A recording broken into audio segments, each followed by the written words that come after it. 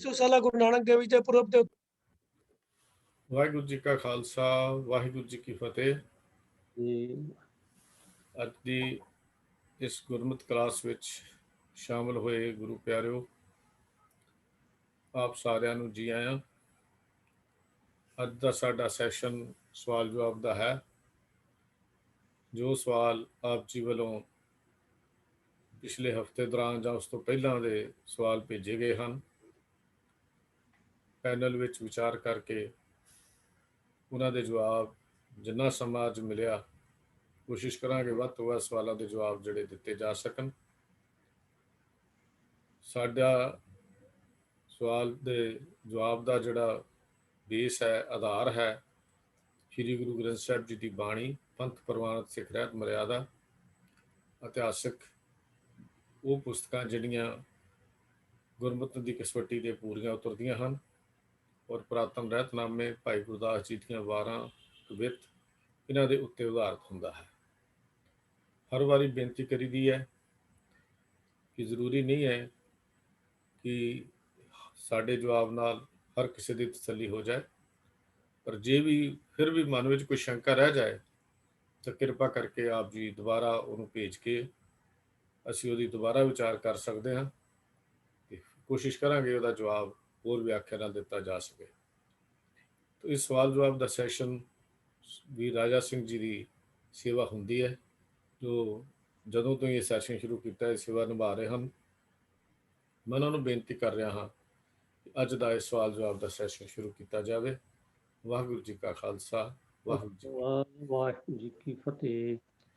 ਇਕ ਓੰਕਾਰ ਸਤਨਾਮ ਕਰਤਾ ਪੁਰਖ ਨਿਰਭਉ ਨਿਰਵੈਰ ਅਕਾਲ ਮੂਰਤ ਅਜੂਨੀ ਸੈਭੰ ਗੁਰ ਪ੍ਰਸਾਦ।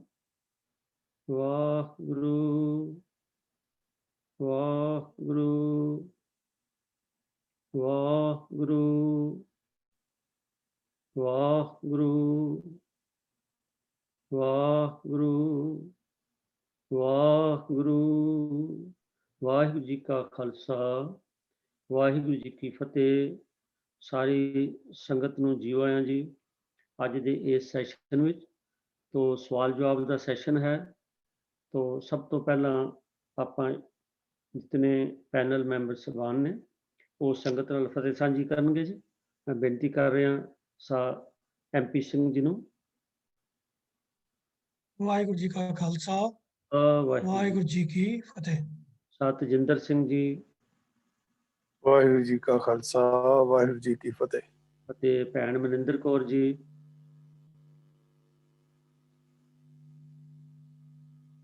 ਮਨਿੰਦਰ ਕੌਰ ਜੀ ਅਨਮਿਊਟ ਕਰਕੇ। ਵਾਹਿਗੁਰੂ ਜੀ ਕਾ ਖਾਲਸਾ ਵਾਹਿਗੁਰੂ ਜੀ ਕੀ ਫਤਿਹ। ਵਾਹਿਗੁਰੂ ਜੀ ਕੀ ਫਤਿਹ। ਹਾਂਜੀ ਸਰ ਜਗੀਰ ਸਿੰਘ ਜੀ। ਜੁਆਇਨ ਹੋਏ ਨਹੀਂ ਲੱਗਦੇ, ਮੇਰੇ ਖਿਆਲ ਜੀ ਜੁਆਇਨ ਕੀਤੇ ਅੱਗੇ ਨੇ ਅੱਗੇ ਸਰ ਜਗੀਰ ਸਿੰਘ ਜੀ ਅਨਮਿਊਟ ਕਰ ਲਓ। ਫਤਿਹ।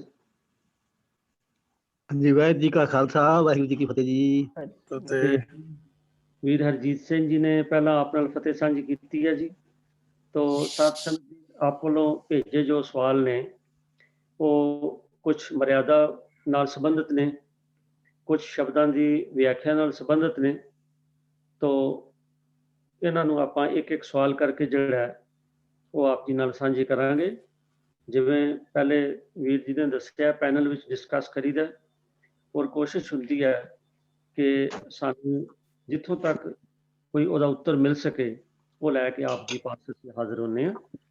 ਬਾਕੀ ਸਭ ਅੱਛਾ ਜਾਣਦੇ ਨੇ ਬਾਣੀ ਅਗਾਧ ਬੋਧ ਹੈ ਜੀ। ਜਿਸ ਵੇਲੇ ਬਾਣੀ ਦੇ ਅਰਥਾਂ ਦਾ ਗੱਲ ਹੁੰਦੀ ਹੈ,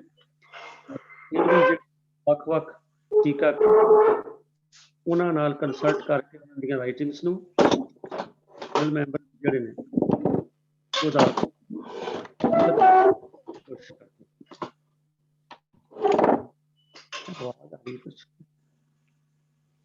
ਹਾਂਜੀ ਜਗੀਰ ਸਿੰਘ ਜੀ ਤੁਹਾਡਾ ਸੈੱਟ ਨਹੀਂ ਹੋ ਰਿਹਾ। ਹਾਂਜੀ ਅਨਮਿਊਟ ਕਰਕੇ ਸੈੱਟ ਕਰ ਲਓ ਤਾਂ ਜੀ ਆਵਾਜ਼ ਨਾ ਇੱਧਰ ਆਵੇ। ਫਿਰ ਬਾਅਦ ਚ ਹੁਣ ਤੁਹਾਡਾ ਅਨਮਿਊਟਡ ਹੀ ਠੀਕ ਹੈ ਜੀ, ਮਿਊਟਡ ਹੀ। तो आओ साध संगत जी ਆਪਾਂ ਸਭ ਤੋਂ ਪਹਿਲਾਂ ਜੋ ਕਿਉਂਕਿ ਗੁਰਬਾਣੀ ਮੈਂ ਬੇਨਤੀ ਕਰ ਰਿਹਾ ਸਾਂ ਬੜੀ ਅਗਾਧ ਬੋਧ ਹੈ ਔਰ ਬਾਣੀ ਨੂੰ ਸਮਝਣਾ ਜਿਹੜਾ ਇਹ ਮਨੁੱਖ ਸਾਰੀ ਉਮਰ ਲੱਗਾ ਰਵੇ ਤੇ ਬਾਣੀ ਜਿਹੜੀ ਹੈ ਉਹ ਕਿਉਂਕਿ ਜਿਵੇਂ ਸਮੁੰਦਰ ਹੈ ਸੋ ਜਿੰਨੇ ਅਸੀਂ ਵੱਧ ਤੋਂ ਵੱਧ ਵਿਦਵਾਨਾਂ ਦੀ ਲਿਖਤਾਂ ਨੂੰ ਪੜ੍ਹਦੇ ਜਾਂ ਬਾਰ-ਬਾਰ ਅਸੀਂ ਬਾਣੀ ਨੂੰ ਪੜ੍ਹਦੇ ਹਾਂ ਬਾਣੀ ਦੀ ਇੱਕ ਖਾਸੀਅਤ ਹੈ ਕਿ ਆਪਾਂ ਜਿੰਨੀ ਵਾਰੀ ਬਾਣੀ ਨੂੰ ਪੜ੍ਹਦੇ ਹਾਂ ਉਹ ਬਾਣੀ ਸਾਨੂੰ ਨਵਾਂ ਹੀ ਰਸ ਦਿੰਦੀ ਹੈ ਨਹੀਂ ਤੇ ਆਮ ਤੌਰ ਤੇ ਦੁਨੀਆਦਾਰੀ 'ਚ ਅਸੀਂ ਦੇਖਦੇ ਹਾਂ ਵੀ ਜਿਸ ਵਾਰ ਅਸੀਂ ਕੋਈ ਨਾਟਕ ਕੋਈ ਨਾਵਲ ਕੋਈ ਕਹਾਣੀ ਪੜ੍ਹਦੇ ਹਾਂ ਤਾਂ ਉਹ ਇੱਕ ਵਾਰੀ ਦੋ ਵਾਰੀ ਤਿੰਨ ਵਾਰੀ ਪੜ੍ਹਨ ਤੋਂ ਬਾਅਦ ਸਾਡਾ ਮਨ ਉਬ ਜਾਂਦਾ ਹੈ ਵੀ ਨਹੀਂ ਬੜੀ ਵਾਰੀ ਪੜ੍ਹੀ ਪਰ ਬਾਣੀ ਇੱਕ ਐਸੀ ਮਿੱਠੀ ਸ਼ੈ ਹੈ ਕਿ ਤੁਸੀਂ ਦੇਖ ਲਓ ਵੀ ਬਚਪਨ ਤੋਂ ਲੈ ਕੇ ਆਪਾਂ ਬਾਣੀ ਪੜ੍ਹਦੇ ਆਏ ਹਾਂ ਔਰ ਸਾਰੇ ਮਤਲਬ ਜਿੰਨੇ ਵੀ ਗੁਰੂ ਨਾਨਕ ਨਾਮ ਲੇਵਾ ਨੇ ਬਾਣੀ ਨਾਲ ਜੁੜੇ ਰਹਿੰਦੇ ਨੇ ਪਰ ਕਦੇ ਕਿਸੇ ਨੂੰ ਇਹ ਨਹੀਂ ਆਇਆ ਵੀ ਇਹ ਤਾਂ ਮੈਂ ਜਪਜੀ ਸਾਹਿਬ ਕੱਲ ਵੀ ਕੀਤਾ ਸੀਗਾ ਅੱਜ ਵੀ ਕੀਤਾ ਪਿਛਲੇ 50 ਸਾਲ ਤੋਂ ਕਰ ਰਹੇ ਹਾਂ ਨਹੀਂ ਇਹ ਤਾਂ ਵਾਹਿਗੁਰੂ ਜੀ ਦੀ ਬਖਸ਼ਿਸ਼ ਹੈ ਸਾਹਿਬ ਮੇਰਾ ਨੀਤ ਨਵਾਂ ਸਦਾ ਸਦਾ ਦਾਤਾਰ ਹਮੇਸ਼ਾ ਸਾਨੂੰ ਦਾਤਾ ਵੀ ਦਿੰਦਾ ਔਰ ਉਹਦੀ ਬਾਣੀ ਜਿਹੜੀ ਹੈ ਉਹ ਹਮੇਸ਼ਾ ਸਾਨੂੰ ਹਮੇਸ਼ਾ ਚੜ੍ਹਦੀ ਕਲਾ ਚ ਲੈ ਜਾਂਦੀ ਤਾਂ ਇਸ ਕਰਕੇ ਬਾਣੀ ਨੂੰ ਸਮਝਣ ਲਈ ਕਿਉਂਕਿ ਦੋ ਗੱਲਾਂ ਦਾ ਬੜੇ ਜ਼ਰੂਰੀ ਹੈ ਜਿੱਥੇ ਸਾਨੂੰ ਸ਼ਬਦਾਰਥ ਚਾਹੀਦਾ ਉੱਥੇ ਸ਼ਬਦ ਭਾਵ ਵੀ ਜ਼ਰੂਰੀ ਹੈ ਸਿਰਫ ਡਿਕਸ਼ਨਰੀ ਮੀਨਿੰਗ ਨਾਲ ਗੱਲ ਨਹੀਂ ਚੱਲਦੀ ਤਾਂ ਬਹੁਤ ਸਾਰੇ ਇਹੋ ਜਿਹੇ ਸ਼ਬਦ ਨੇ ਜਿਨ੍ਹਾਂ ਦੇ ਡਿਕਸ਼ਨਰੀ ਮੀਨਿੰਗ ਨਾਲ ਤੇ ਬਿਲਕੁਲ ਗੱਲ ਨਹੀਂ ਬਣਦੀ ਜਿੰਨਾ ਚਿਰ ਉਹਦੀ ਪੂਰੀ ਜਿਹੜਾ ਉਹਦੇ ਪਿੱਛੇ ਇੱਕ ਫਿਲਾਸਫੀ ਹੈ ਉਹਦੀ ਸਾਨੂੰ ਸਮਝ ਨਾ ਆਵੇ ਤਾਂ ਇਹੋ ਜਿਹੇ ਸਵਾਲ ਸਾਡੇ ਕੋਲ ਦੋ ਆਏ ਨੇ ਉਹਨਾਂ ਚੋਂ ਆਪਾਂ ਪਹਿਲੇ ਇੱਕ ਕਰਨ ਦੀ ਕੋਸ਼ਿਸ਼ ਕਰਦੇ ਹਾਂ ਤਾਂ ਉਹ ਸਵਾਲ ਹੈ ਕਿ ਅਦਮ ਚੰਡਾਲੀ ਭਈ ਬ੍ਰਾਹਮਣੀ ਸੂਦੀ ਤੇ ਸ੍ਰੇਸ਼ਟਾਈ ਦੇ ਇਹ ਸ੍ਰੀ ਗੁਰੂ ਗ੍ਰੰਥ ਸਾਹਿਬ ਦੇ ਪੰਨਾ 381-82 ਦੇ ਹੈ ਸਾ ਪ੍ਰੇਮ ਸਿੰਘ ਜੀ ਜੋ ਜਲੰਧਰ ਤੋਂ ਸਾਡੇ ਨਾਲ ਜ਼ਿਆਦਾ ਸ਼ੁਰੂ ਹੋਇਆ ਪ੍ਰੋਗਰਾਮ ਬਿਲਕੁਲ ਰੋਜ਼ਾਨਾ ਜਿਹੜਾ ਹੈ ਉਹ ਮੇਰਾ ਖਿਆਲ ਕਦੇ ਵੀ ਉਹਨਾਂ ਦਾ ਨਾਗਾ ਨਹੀਂ ਪਿਆ ਔਰ ਬਾਣੀ ਨਾਲ ਜੁੜੇ ਨੇ ਜਲੰਧਰ ਸਰਕਲ 'ਚ ਵੀ ਉਹ ਬੜੀ ਸੇਵਾ ਨਿਭਾਉਂਦੇ ਨੇ ਤਾਂ ਉਹਨਾਂ ਦਾ ਇਹ ਸਵਾਲ ਸੀ ਕਿ ਇਸ ਸ਼ਬਦ ਦੇ ਅਰਥ ਭਾਵ ਦੱਸੋ ਤੇ ਮੈਂ ਜਿਹਦੇ ਲਈ ਬੇਨਤੀ ਕੀਤੀ MP ਸਿੰਘ ਜੀ ਨੂੰ ਕਿ ਤੁਸੀਂ ਇਹਦੇ ਸਾਨੂੰ ਅਰਥ ਭਾਵ ਸਮਝਾਣੇ ਆ ਵੀਰ MP ਸਿੰਘ ਵਾਹਿਗੁਰੂ ਜੀ ਕਾ ਖਾਲਸਾ ਵਾਹਿਗੁਰੂ ਵਾਹਿਗੁਰੂ ਜੀ ਕੀ ਫਤਿਹ ਹਾਂਜੀ ਇਹ ਸ਼ਬਦ ਗੁਰੂ ਗ੍ਰੰਥ ਸਾਹਿਬ ਜੀ ਦੇ ਅੰਗ 381 ਦੇ ਉੱਪਰ ਸੁਸ਼ੋਭਿਤ ਹੈ ਰਾਗ ਆਸਾ ਦੇ ਅੰਦਰ ਗੁਰੂ ਅਰਜਨ ਪਾਤਸ਼ਾਹ ਦਾ ਉਚਾਰਨ ਕੀਤਾ ਹੋਇਆ ਸ਼ਬਦ ਹੈ ਸਕਰੀਨ ਤੇ ਆਪ ਜੀ ਦੇ ਸਾਹਮਣੇ ਸ਼ਬਦ ਦਾ ਪਾਠ ਨਜ਼ਰ ਆ ਰਿਹਾ ਹੋਵੇਗਾ ਸੋ ਸ਼ਬਦ ਦੇ 4 ਪਦੇ ਹਨ ਸੰਖੇਪ ਵਿੱਚ ਇਹਨਾਂ ਦੇ ਅਖਰੀ ਅਰਥ ਅਸੀਂ ਕਰਨ ਦੀ ਕੋਸ਼ਿਸ਼ ਕਰਾਂਗੇ ਸੋ ਸ਼ੁਰੂਆਤ ਹੁੰਦੀ ਹੈ ਸ਼ਬਦ ਦੀ ਅਦਮ ਚੰਡਾਲੀ ਭਈ ਬ੍ਰਾਹਮਣੀ ਸੂਦੀ ਤੇ ਸ੍ਰੇਸ਼ਟਾਈ ਰੇ ਪਾਤਾਲੀ ਆਕਾਸ਼ੀ ਸਖਨੀ ਲਾਹਬਰ ਬੂਝੀ ਖਾਈ ਰੇ ਘਰ ਕੀ ਬਿलाई अवर सिखाई मूसा देख डराई रे अज कै वस गुरकीनो केहर कुकर तिने लगाई रे रहाओ पहला आप रहाओ दे बंद की विचार कर लेंगे हाँ सो रहाओ दे विच गुरु साहब फरमा रहे हैं कि घर की बिलाई अवर सिखाई मूसा देख डराई रे बिलाई दे अखरी अर्थ हैं बिल्ली ਉਹ ਘਰ ਕੀ ਬਿਲਾਈ ਘਰ ਦੀ ਬਿੱਲੀ ਅਵਰ ਦਾ ਮਤਲਬ ਹੁੰਦਾ ਹੈ ਦੂਸਰੀ ਕੋਈ ਹੋਰ ਤਰ੍ਹਾਂ ਦੀ ਸਿਖਾਈ ਮੈਨੇ ਸਿੱਖਿਆ ਤੇ ਮੂਸਾ ਕਹਿੰਦੇ ਹਨ ਚੂਹੇ ਨੂੰ ਉਹ ਜੇ ਇਹਦੇ ਸਿਰਫ ਨਿਰੋਲ ਅਖਰੀ ਅਰਥ ਕਰੀਏ ਤੇ ਗੱਲ ਇਹ ਸਮਝ ਆਏਗੀ ਕਿ ਘਰ ਦੀ ਬਿੱਲੀ ਨੂੰ ਇੱਕ ਹੋਰ ਕਿਸਮ ਦੀ ਸਿੱਖਿਆ ਮਿਲ ਗਈ ਹੈ ਕਿ ਹੁਣ ਉਹ ਚੂਹੇ ਨੂੰ ਦੇਖ ਕੇ ਡਰਦੀ ਹੈ ਇਹ ਗੱਲ ਸੁਣ ਕੇ ਬੜਾ ਮਨ ਦੇ ਵਿੱਚ ਅਜੀਬ ਜਿਹਾ ਲੱਗੇਗਾ ਵੀ ਗੁਰਬਾਣੀ 'ਚ ਕੀ ਗੱਲ ਕਹਿ ਦਿੱਤੀ ਹੈ ਪਰ ਇਹ ਸੰਕੇਤਕ ਗੱਲ ਹੈ ਇਹਦੇ ਅਖਰੀ ਅਰਥ ਜਿਹੜੇ ਹਨ ਉਹ ਗੱਲ ਕਰਨ ਦਾ ਮਕਸਦ ਨਹੀਂ ਹੈ ਮਕਸਦ ਇਹ ਹੈ ਕਿ ਜੋ ਕੁਦਰਤੀ ਸੁਭਾਅ ਹੈ ਉਹਦੇ ਤੋਂ ਪਲਟ ਕੇ ਕੁਝ ਵੱਖਰਾ ਜਿਹਾ ਸੁਭਾਅ ਹੋ ਰਿਹਾ ਹੈ ਤੇ ਗੱਲ ਬਿੱਲੀ ਚੂਹੇ ਦੀ ਨਹੀਂ ਹੋ ਰਹੀ ਗੱਲ ਬਿੱਲੀ ਚੂਹੇ ਦੀ ਸਿਰਫ ਮਿਸਾਲ ਦਿੱਤੀ ਗਈ ਹੈ ਇਸ ਕਰਕੇ ਕਿ ਇਸ ਬਿੱਲੀ ਦੇ ਸੁਭਾਅ ਤੋਂ ਸਾਰੇ ਵਾਕਿਫ ਹਨ ਕਿ ਬਿੱਲੀ ਚੂਹਾ ਖਾਂਦੀ ਹੈ ਚੂਹੇ ਬਿੱਲੀ ਕੋਲੋਂ ਡਰਦੇ ਹਨ ਤੇ ਬਿੱਲੀ ਜਿੱਥੇ ਚੂਹੇ ਨੂੰ ਵੇਖਦੀ ਹੈ ਉਹਨੂੰ ਝਪੱਟਾ ਮਾਰ ਕੇ ਖਾਣ ਦੀ ਕੋਸ਼ਿਸ਼ ਕਰਦੀ ਹੈ ਪਰ ਗੁਰੂ ਸਾਹਿਬ ਇੱਥੇ ਗੱਲ ਕਰ ਰਹੇ ਹਨ ਕਿ ਆਪਣੇ ਨਾਰਮਲ ਕੁਦਰਤੀ ਸੁਭਾਅ ਤੋਂ ਉਲਟ ਬਿੱਲੀ ਨੂੰ ਐਸੀ ਸਿੱਖਿਆ ਮਿਲੀ ਹੋਈ ਹੈ ਕਿ ਉਹ ਚੂਹੇ ਨੂੰ ਵੇਖ ਕੇ ਡਰਦੀ ਹੈ, ਖਾਣ ਤੋਂ ਪਰਹੇਜ਼ ਕਰਦੀ ਹੈ। तो ये इशारा है इंसान दी मत वल।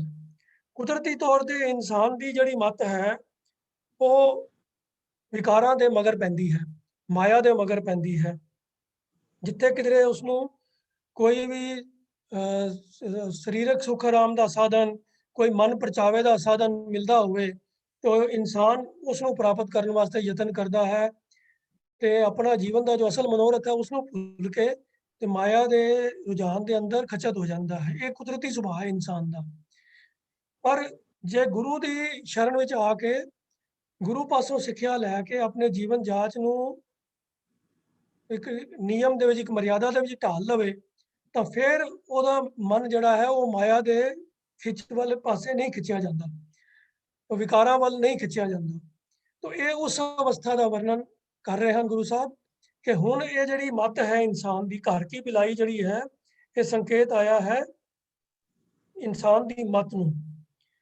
जिहड़ी पहला लालची बिरती हुंदी सी, जे कोई भी चीज़ जिहड़ी सरीरक आराम, मानसिक मन परचावे दे साधन वास्ते हुंदी सी, हमेशा मन खिंचिया जांदा सी उस पासे वल।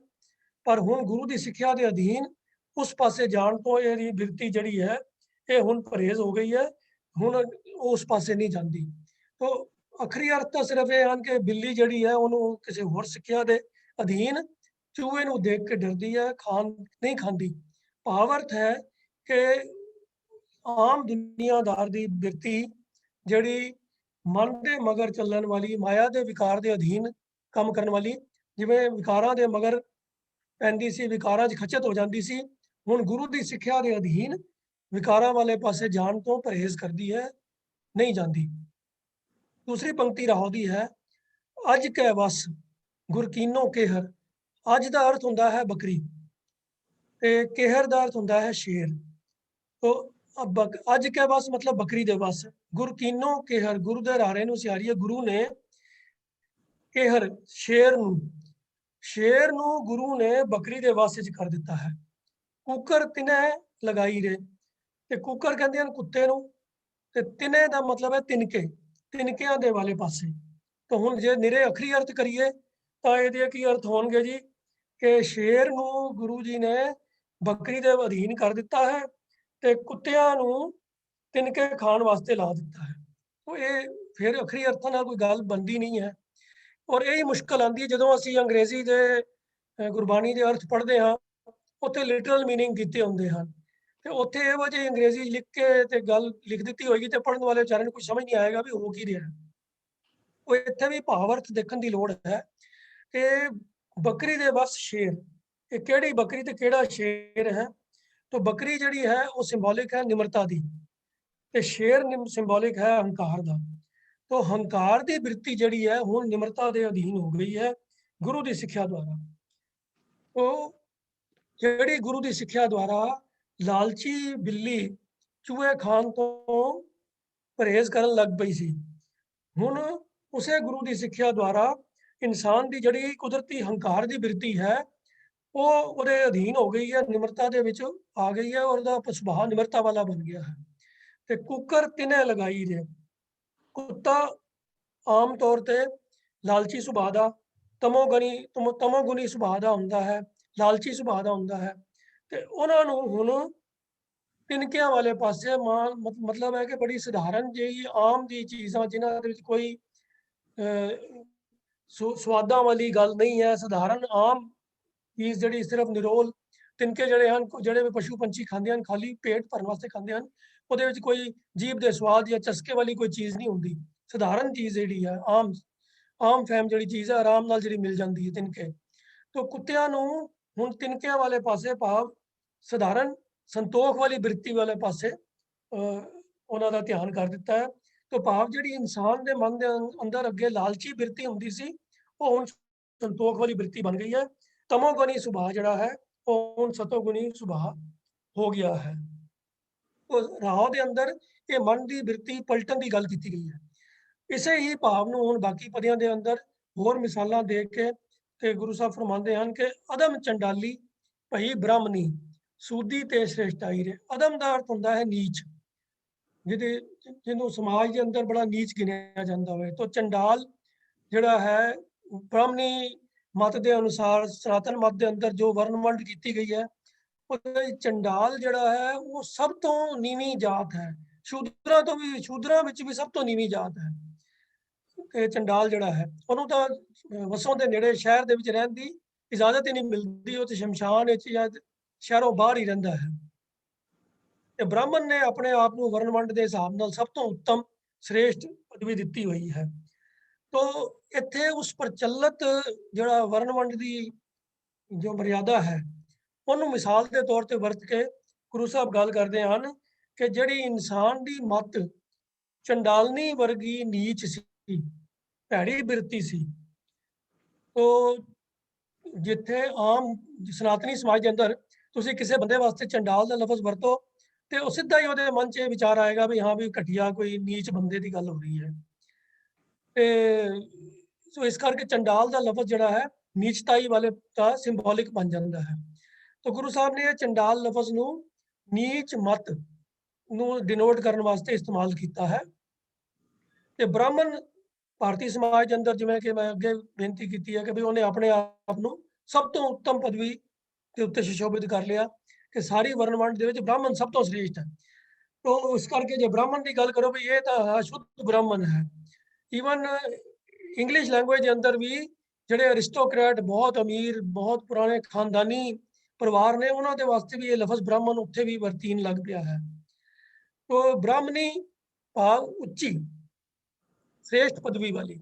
ਤੋ ਉਹਨਾਂ ਅਰਥਾਂ ਦੇ ਅੰਦਰ ਇੱਥੇ ਜੋ ਪ੍ਰਚਲਿਤ ਲਫ਼ਜ਼ਾਂ ਦੇ ਅਰਥ ਨੇ, ਇਹ ਮਤ ਦੇ ਵਾਸਤੇ, ਇਨਸਾਨ ਦੀ ਅਕਲ ਵਾਸਤੇ, ਇਹ ਅਕਲ ਦੀ ਇਨਸਾਨ ਦੀ ਸੋਚ ਵਾਸਤੇ ਇਹ ਲਫ਼ਜ਼ ਗੁਰੂ ਸਾਹਿਬ ਨੇ ਵਰਤੇ ਹਨ ਕਿ ਜਿਹੜੀ ਸਭ ਤੋਂ ਨੀਚ ਚੰਡਾਲਨ ਵਰਗੀ ਇਨਸਾਨ ਦੀ ਭੈੜੀ ਮਤ ਸੀ, ਉਹ ਨਾਮ ਅੰਮ੍ਰਿਤ ਦੇ ਰਾਹੀਂ, ਗੁਰੂ ਦੀ ਸਿੱਖਿਆ ਦੇ ਰਾਹੀਂ ਭਈ ਬ੍ਰਾਹਮਣੀ ਬਣ ਗਈ, ਭਾਵ ਸ਼੍ਰੇਸ਼ਟ ਬਣ ਗਈ।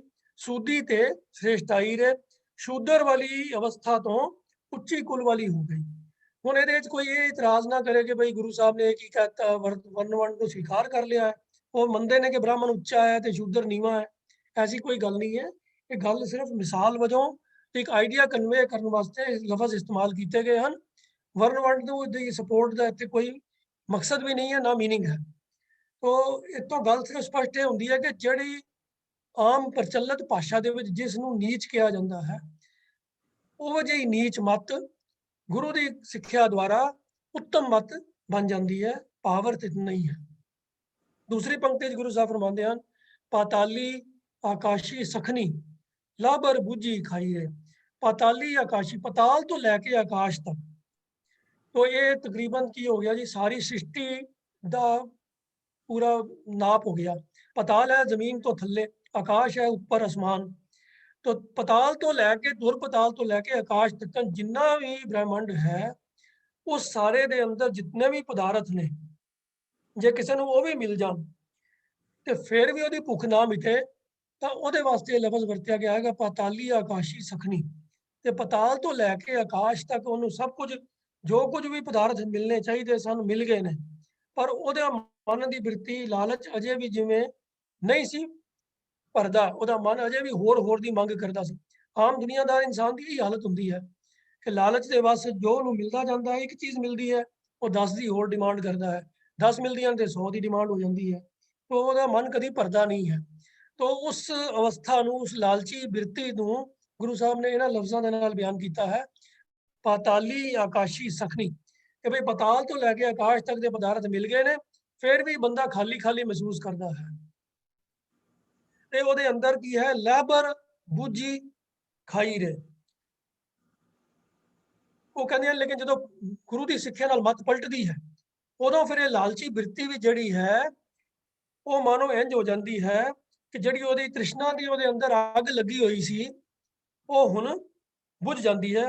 ਜਿਹੜੀ ਪਹਿਲਾਂ ਪਤਾਲ ਤੋਂ ਲੈ ਕੇ ਆਕਾਸ਼ ਦੇ ਪਦਾਰਥਾਂ ਨੂੰ ਪ੍ਰਾਪਤ ਕਰਕੇ ਵੀ ਨਹੀਂ ਸੀ ਰਜਦੀ, ਹੁਣ ਉਹ ਅੱਗ ਦੀ ਲਾਟ, ਉਹ ਤ੍ਰਿਸ਼ਨਾ ਦੀ ਜਿਹੜੀ ਅੱਗ ਹੈ ਉਹਦੇ ਅੰਦਰੋਂ, ਉਹ ਬਿਲਕੁਲ ਖਾਧੀ ਗਈ, ਭਾਵ ਖਤਮ ਹੋ ਗਈ।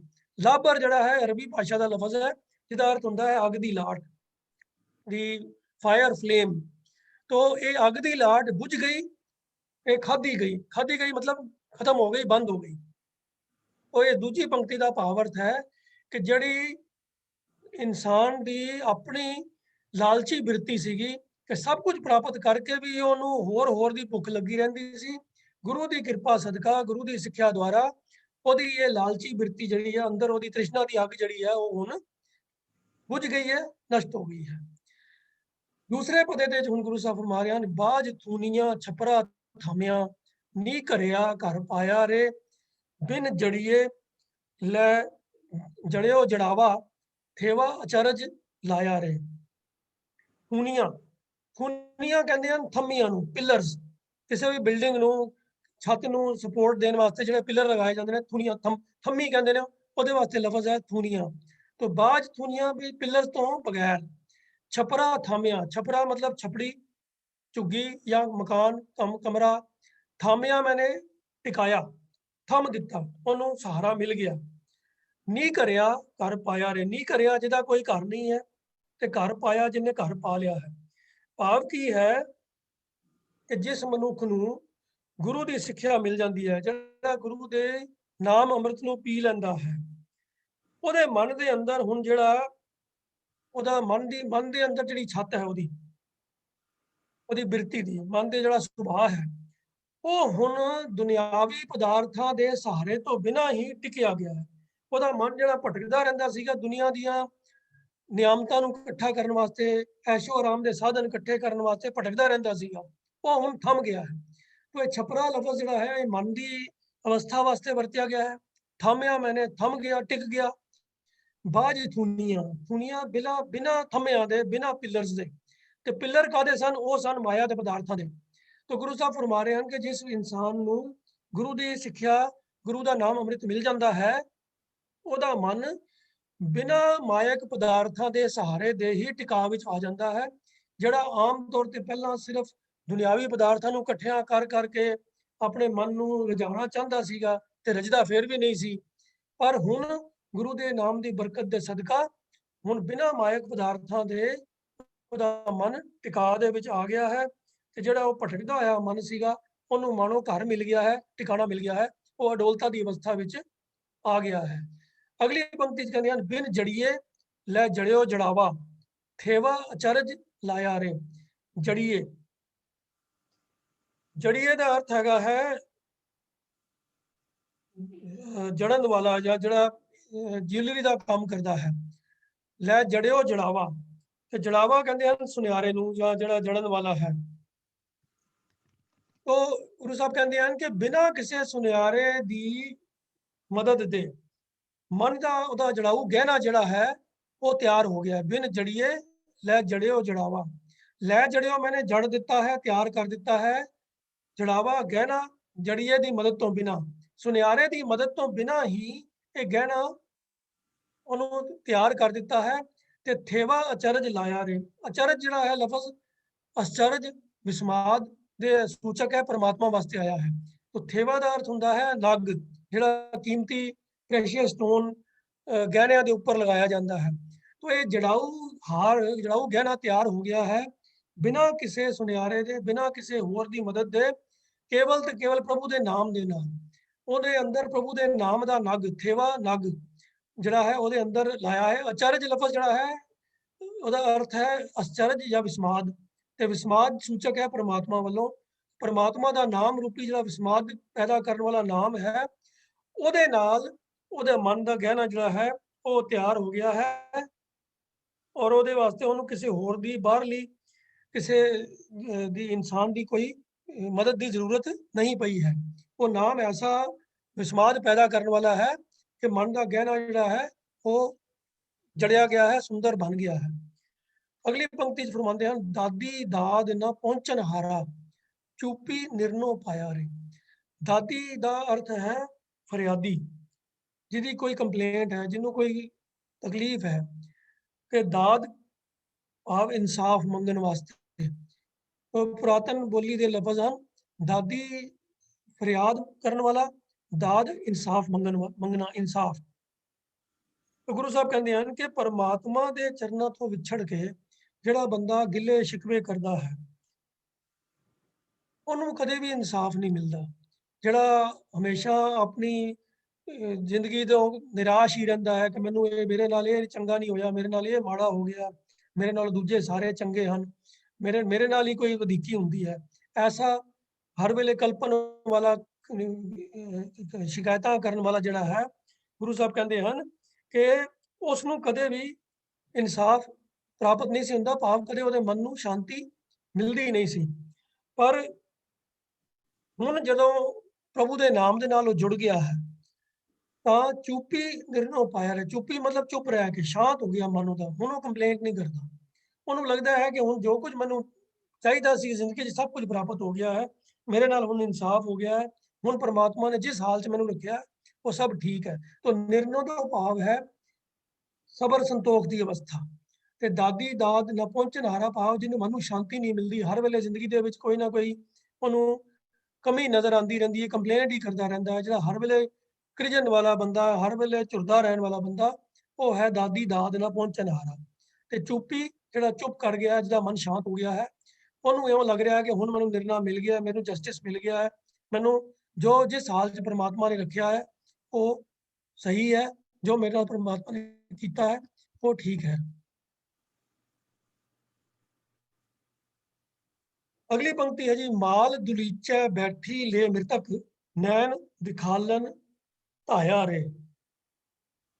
ਇਹਦੇ ਜੋ ਅਖਰੀ ਅਰਥ ਹਨ, ਇਹ ਨੈਣ ਦਿਖਾਲਨ ਧਾਇਆ ਰੇ ਮਤਲਬ ਹੈ ਜਿਹੜਾ ਦੂਜਿਆਂ ਨੂੰ ਅੱਖਾਂ ਕੱਢ ਕੇ ਦਿਖਾਉਂਦਾ ਸੀ, ਦੂਜਿਆਂ ਨੂੰ ਘੂਰਦਾ ਸੀ, ਦੂਜਿਆਂ ਨੂੰ ਬੁਰਾ ਭਲਾ ਕਹਿੰਦਾ ਸੀਗਾ, ਉਹ ਹੁਣ ਇਉਂ ਬੈਠ ਗਿਆ ਹੈ। ਇਹ ਜਿਵੇਂ ਮਾਨੋ ਮ੍ਰਿਤਕ ਦਲੀਚਾ ਮਲ ਕੇ ਬਹਿ ਜਾਂਦਾ ਹੈ। ਉਹ ਹੰਕਾਰ ਵਰਗੀ ਬਿਰਤੀ ਜਿਹੜੀ ਹੈ ਹੁਣ ਉਹਦੇ ਅੰਦਰੋਂ ਮਰ ਜਾਂਦੀ ਹੈ।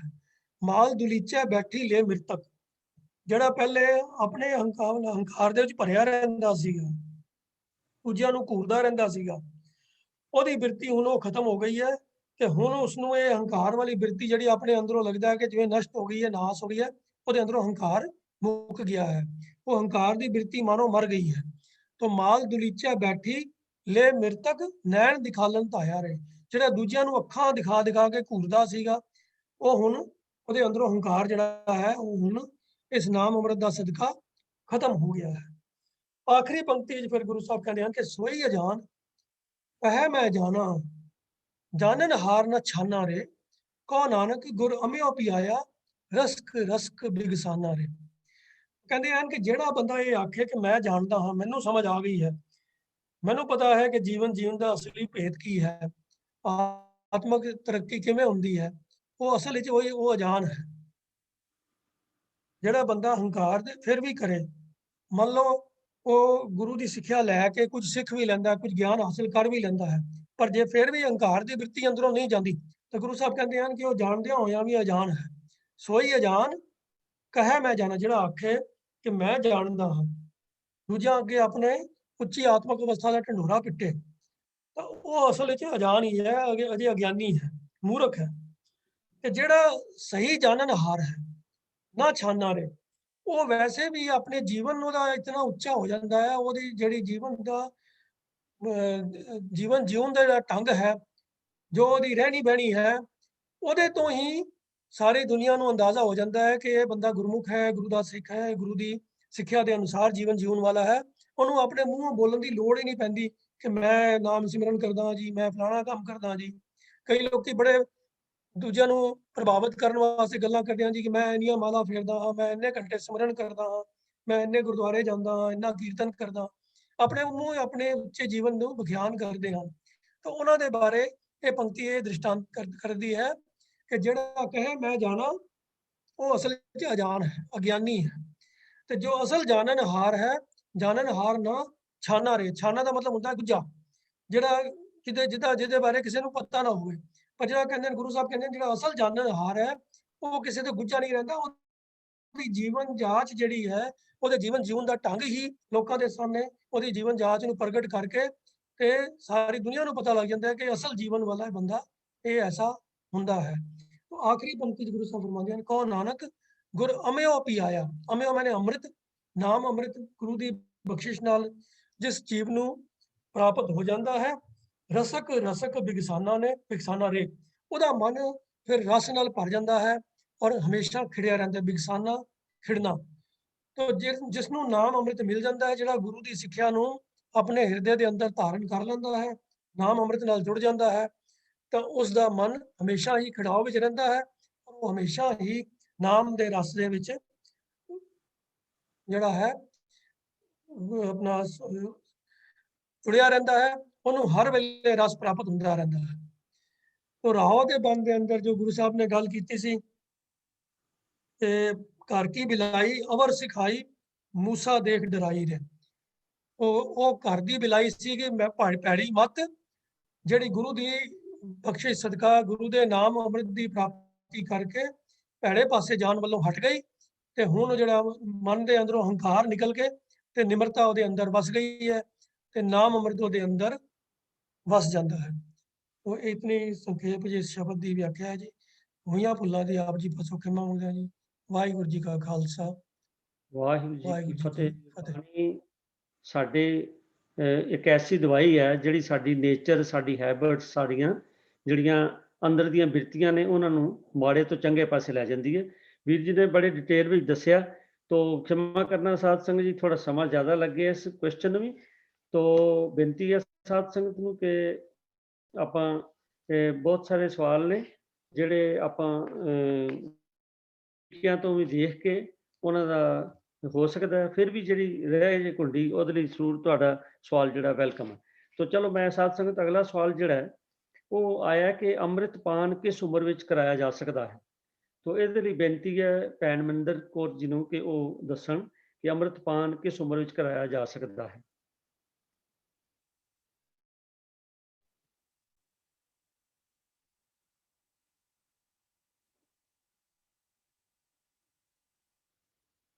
जी का खालसा, वाहिगुरु जी की फतेह जी। पंथक रहत मर्यादा अनुसार ਅੰਮ੍ਰਿਤ ਸੰਸਕਾਰ ਪੰਥਕ ਰਹਿਣੀ ਦਾ ਇੱਕ ਪ੍ਰਮੁੱਖ ਹਿੱਸਾ ਹੈ। ਇਸ ਬਾਬਤ ਪੇਜ 24 ਤੇ ਰਹਿਤ ਮਰਿਆਦਾ ਦੇ ਪੇਜ ਨੰਬਰ 24 ਤੇ ਜਾਣਕਾਰੀ ਦਿੱਤੀ ਗਈ ਹੈ, ਜਿਸ ਵਿੱਚ ਕਿ ਉਮਰ ਬਾਬਤ ਵੀ ਜਾਣਕਾਰੀ ਹੈ। ਇਹ ਪੇਜ 24 ਦਾ ਸੱਸੇ ਵਾਲਾ ਕਾਲਮ ਹੈ। ਵੀਰ ਜੀ ਇਸਨੂੰ ਡਿਸਪਲੇ ਕਰ ਦੇਣਾ ਸੀ। ਐਮਪੀ ਵੀਰ ਜੀ ਤੁਹਾਨੂੰ ਭੇਜਿਆ ਸੀ ਡਿਸਪਲੇ ਕਰਨ ਵਾਸਤੇ। ਹਰ ਮਜ਼ਹਬ ਤੇ ਜਾਤੀ ਦੇ ਹਰ ਇਸਤਰੀ ਪੁਰਸ਼ ਨੂੰ ਅੰਮ੍ਰਿਤ ਛਕਣ ਦਾ ਅਧਿਕਾਰ ਹੈ।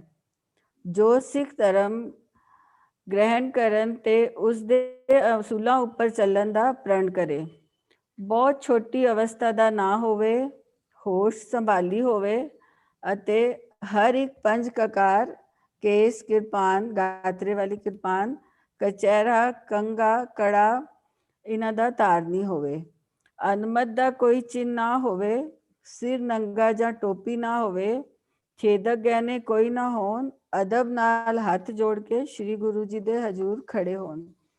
ਇਹ ਇਸ ਵਿੱਚ ਲਿਖਿਆ ਹੋਇਆ ਪੰਥਕ ਰਹਿਤ ਮਰਿਆਦਾ ਵਿੱਚ। ਇਸ ਦੀ ਵਿਆਖਿਆ ਗੁਰਬਖਸ਼ ਸਿੰਘ ਗੁਲਸ਼ਨ ਵੀਰ ਜੀ ਨੇ ਵੀ ਕੀਤੀ ਹੈ ਕਿ ਅੰਮ੍ਰਿਤ ਛਕਣ ਲਈ ਉਮਰ ਬਹੁਤ ਛੋਟੀ ਅਵਸਥਾ ਦਾ ਨਾ ਹੋਵੇ, ਹੋਸ਼ ਸੰਭਾਲੀ ਹੋਵੇ। ਇਸ ਤੋਂ ਭਾਵ ਹੈ ਕਿ ਅਭਿਲਾਸ਼ੀ ਨੂੰ ਗਿਆਨ ਹੋਵੇ ਕਿ ਉਹ ਜੋ ਪ੍ਰਣ ਕਰਨ ਜਾ ਰਿਹਾ ਹੈ ਉਸ ਦੇ ਮਹੱਤਵ ਦਾ ਉਸਨੂੰ ਪਤਾ ਹੈ ਅਤੇ ਉਹ ਖਾਲਸਾ ਜੀਵਨ ਜਿਉਣ ਲਈ ਦ੍ਰਿੜ ਹੈ। ਬਾਹਰਲੇ ਮਤਾਂ ਵਿੱਚੋਂ ਆ ਕੇ ਛੋਟੀ ਉਮਰੇ ਸਿੰਘ ਸੱਜਣ ਦੀ ਕਿਸੇ ਦੀ ਸਾਨੂੰ ਕੋਈ ਉਦਾਹਰਣ ਨਹੀਂ ਮਿਲਦੀ ਹੈ। ਸਿੱਖ ਪਰਿਵਾਰਾਂ ਵਿੱਚ ਜਨਮ ਲੈਣ ਅਤੇ ਬਚਪਨ ਤੋਂ ਗੁਰਬਾਣੀ ਦੀ ਸੰਗਤ ਪ੍ਰਾਪਤ ਕਰਨ ਵਾਲੇ ਬੱਚੇ ਅੰਮ੍ਰਿਤ ਛਕਣ ਲਈ ਛੇਤੀ ਤਿਆਰ ਹੋ ਜਾਂਦੇ ਹਨ, ਜੋ ਕਿ ਭਲਾ ਲੱਛਣ ਹੈ। ਪਰ ਇੱਥੇ ਵੀ ਇਹ ਧਿਆਨਯੋਗ ਰੱਖਣਯੋਗ ਹੈ ਕਿ ਇਹ ਬੱਚੇ ਮਰਿਆਦਾ ਅਨੁਸਾਰ ਗੁਰਬਾਣੀ ਦਾ ਨਿਤਨੇਮ ਕਰ ਸਕਦੇ ਹੋਣ ਜਾਂ ਪੰਜ ਕਕਾਰਾਂ ਦੀ ਰਹਿਤ ਨਿਭਾ ਸਕਦੇ ਹਨ। ਵਿਚਾਰਵਾਨ ਗੁਰਸਿੱਖਾਂ ਦਾ ਕਹਿਣਾ ਹੈ ਕਿ ਜਦ ਤੱਕ ਬੱਚੇ ਅੰਮ੍ਰਿਤਧਾਰੀ ਨਹੀਂ ਹੋ ਜਾਂਦੇ, ਮਾਂ-ਬਾਪ ਨੂੰ ਆਪਣੇ ਆਪ ਨੂੰ ਪੰਥ ਦਾ ਕਰਜ਼ਾਈ ਸਮਝਣਾ ਚਾਹੀਦਾ ਹੈ। ਇਸ ਲਈ ਹਰ ਗੁਰਸਿੱਖ ਮਾਂ-ਬਾਪ ਨੂੰ ਚਾਹੀਦਾ ਹੈ ਕਿ ਉਹ ਆਰੰਭ ਤੋਂ ਹੀ ਬੱਚੇ ਨੂੰ ਗੁਰਮੁਖੀ ਅਤੇ ਗੁਰਸਿੱਖੀ ਦੀ ਵਿਦਿਆ ਵਿੱਚ ਨਿਪੁੰਨ ਕਰੇ, ਤਾਂ ਜੋ ਬੱਚਾ ਅੰਮ੍ਰਿਤਪਾਨ ਕਰਨ ਦੀ ਅਵਸਥਾ ਤੱਕ ਜਲਦੀ ਪਹੁੰਚ ਸਕੇ। ਬਹੁਤ ਸਾਰੀ ਗੱਲ ਇਸ ਤੋਂ ਸਪਸ਼ਟ ਹੋ ਹੀ ਗਈ ਹੋਵੇਗੀ, ਪਰ ਅੱਜ ਦੇ ਮਾਹੌਲ ਵਿੱਚ ਅਸੀਂ ਦੇਖਦੇ ਹਾਂ ਕਿ ਬਹੁਤ ਘਰਾਂ ਵਿੱਚ ਇਸ ਤਰ੍ਹਾਂ ਦਾ ਮਾਹੌਲ ਹੀ ਨਹੀਂ ਮਿਲਦਾ ਹੈ ਬੱਚਿਆਂ ਨੂੰ। ਮਾਤਾ ਪਿਤਾ ਨੇ ਆਪ ਵੀ ਅੰਮ੍ਰਿਤ ਨਹੀਂ ਛਕਿਆ ਹੁੰਦਾ ਹੈ। ਇਸ ਲਈ ਇਹ ਜ਼ਰੂਰੀ ਹੈ ਕਿ ਬੱਚਾ ਆਪਣੀ ਮਰਜ਼ੀ ਨਾਲ ਅੰਮ੍ਰਿਤ ਛਕਣਾ ਚਾਹੁੰਦਾ ਹੈ ਜਾਂ ਪਰਿਵਾਰ ਵਾਲੇ ਚਾਹੁੰਦੇ ਹਨ।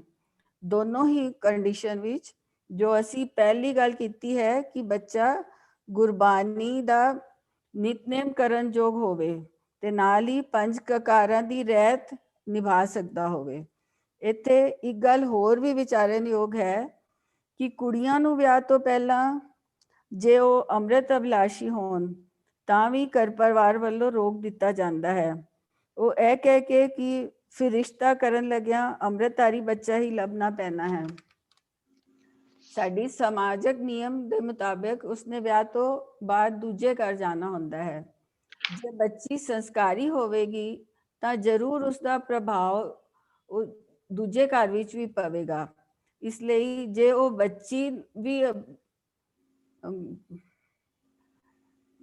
ਬੱਚੀ ਵੀ ਨੂੰ ਵੀ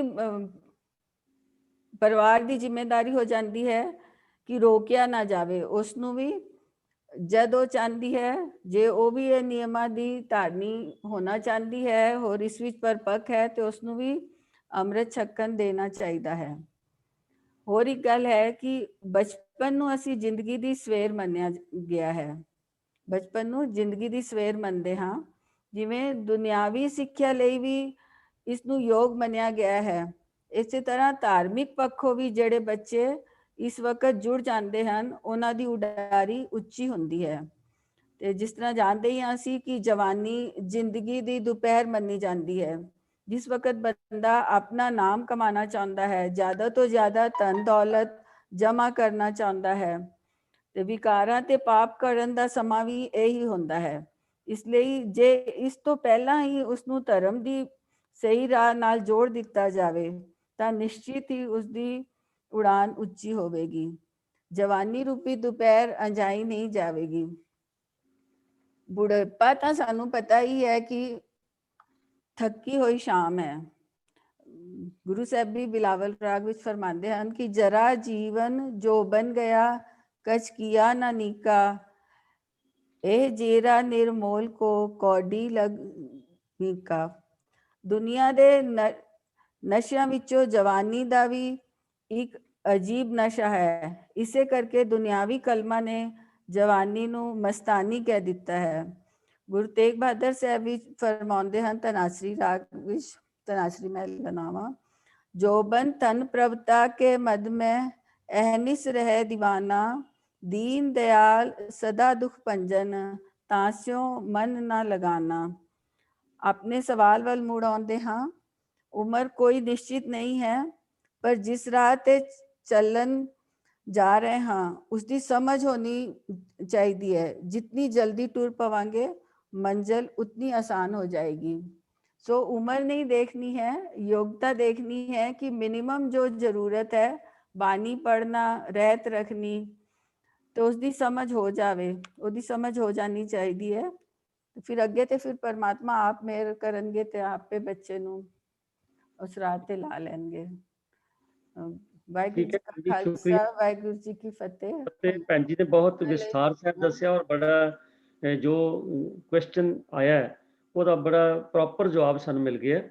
ਅਸਲ ਚ ਤਾਂ ਜਿਹੜਾ ਅੰਮ੍ਰਿਤਪਾਨ ਕਰਨਾ ਇਹ ਸਿੱਖੀ ਵਿੱਚ ਦਾਖਲਾ ਹੈ, ਐਡਮਿਸ਼ਨ ਟੂ ਸਿੱਖਿਜ਼ਮ। ਇਸ ਲਈ ਹਰ ਸਿੱਖ ਜਿਹੜਾ ਆਪਣੇ ਆਪ ਨੂੰ ਸਿੱਖ ਸਮਾਜ ਦਾ ਮੈਂਬਰ ਤਸਲੀਮ ਕਰਦਾ ਹੈ ਉਹਦੇ ਲਈ ਇਹ ਕੰਪਲਸਰੀ ਹੈ, ਓਬਲੀਗੇਟਰੀ ਹੈ ਕਿ ਉਹ ਐਡਮਿਸ਼ਨ ਤਾਂ ਜ਼ਰੂਰ ਲਵੇ। ਬਾਕੀ ਗੱਲਾਂ ਜਿਹੜੀਆਂ ਨੇ ਉਹ ਤਾਂ ਬਾਅਦ ਚ, ਪਰ ਐਡਮਿਸ਼ਨ ਜੇ ਨਹੀਂ ਲਵਾਂਗੇ ਤੇ ਫਿਰ ਤਾਂ ਆਪਾਂ ਬਿਲਕੁਲ ਦੂਸਰੇ ਪਾਸੇ ਵੀ ਜਾ ਸਕਦੇ। ਤਾਂ ਭੈਣ ਜੀ ਨੇ ਬੜੇ ਵਿਸਥਾਰ ਸਾਹਿਬ ਦੱਸਿਆ। ਤੋ ਉਮੀਦ ਕਰਦੇ ਹਾਂ ਵੀ ਜਿਨ੍ਹਾਂ ਦਾ ਸਵਾਲ ਸੀ ਔਰ ਬਾਕੀ ਸੰਗਤ ਨੂੰ ਵੀ ਇਹਦੇ ਨਾਲ ਜ਼ਰੂਰ ਸੈਟਿਸਫੈਕਸ਼ਨ ਹੋਏਗੀ।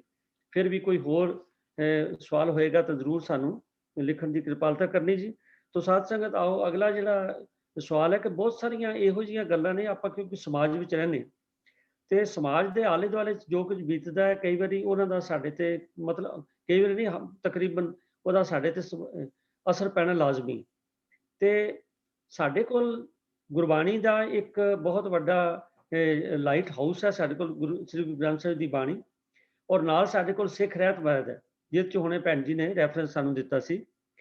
ਤੋ ਇਸ ਕਰਕੇ ਸਾਨੂੰ ਜੇ ਆਲੇ ਦੁਆਲੇ ਦੇ ਇਨਫਲੂਐਂਸ ਜਿਸ ਵੇਲੇ ਪੈਂਦਾ, ਉਹਨੂੰ ਕਬੂਲਣ ਤੋਂ ਪਹਿਲਾਂ ਸਾਨੂੰ ਜ਼ਰੂਰ ਦੇਖਣਾ ਚਾਹੀਦਾ ਕਿ ਗੁਰਬਾਣੀ ਕੀ ਕਹਿੰਦੀ ਹੈ, ਸਾਡੀ ਮਰਿਆਦਾ ਕੀ ਕਹਿੰਦੀ ਹੈ, ਵੀ ਆਇਆ ਉਹ ਸਾਡੇ ਲਈ ਵੀ ਜ਼ਰੂਰੀ ਹੈ ਜਾਂ ਨਹੀਂ, ਜਾਂ ਅਸੀਂ ਉਸ ਵੱਲ ਨਹੀਂ ਜਾਣਾ।